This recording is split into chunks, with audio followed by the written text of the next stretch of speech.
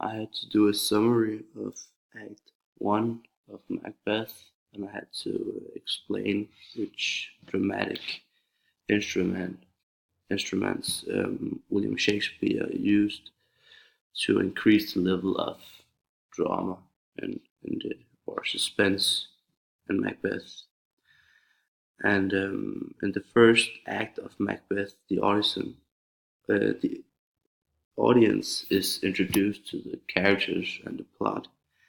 And the first scene starts in medias res, and that means straight into the actions. And in the scene, three witches occur, and they talk. And they are talking about Macbeth and that they have to meet him. And so far, the audience does not know about either the witches or Macbeth, and therefore the suspense increases. Um, Also, a suspicion is created because of the fact that witches often symbolize misfortune and unhappiness. In the next couple of scenes, Macbeth returns from a war, um, and the witches immediately confront him, and he is told by the witches that he will become king.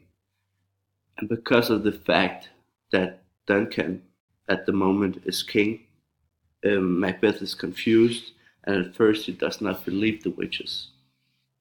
Um, in scene 4, Macbeth tells Duncan that he is pleased to serve him, and he is kind of showing his loyalty to him. And this is especially shown in the quotation up here in the left corner, where he says, "The service and the loyalty I owe, enduring it pays itself. Your Highness' part is to receive our duties, and our duties are to your throne and state children and servants, which do but what they should by doing everything, save toward your love and honor." And in the same scene, in scene 4, Shakespeare has also made use of a soliloquy. Um, and the example is up here in the right corner, where Macbeth to himself says that Malcolm is now the Prince of Cumberland. To become king myself, I'm either going to have to step over him or give up because he is in my way. Yes. And this soliloquy allows Macbeth to express his feelings to the audience without the rest of the characters knowing about this. And this also leads to dramatic irony because of the fact that the audience know what Macbeth tends to do to Duncan, kill him, even though Duncan doesn't know, and therefore Duncan has a lack of knowledge. In scene 5, Lady Macbeth reads, she is also one of the characters, she reads a letter in which she gets to know about Macbeth's destiny.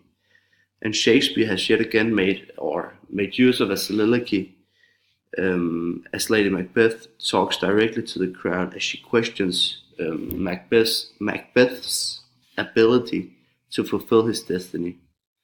And during the last 3 scenes, Duncan arrives at the Macbeth's castle, and both Macbeth and Lady Macbeth plan to kill him, but conscience stops them at first.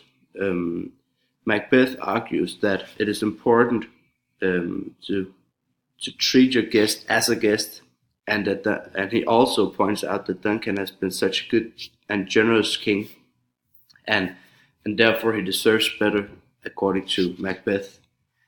And to increase the suspense in this very central and pivotal scene, once again Shakespeare has used or he not once again he has used what is called as decomythia, and this is the use of small lines to increase the tempo and drama in the story. And there is an example down here in the bottom right corner where first Macbeth says, "How now? What news?" And Lady Macbeth responds, "He has almost stopped. Why have you left the chamber?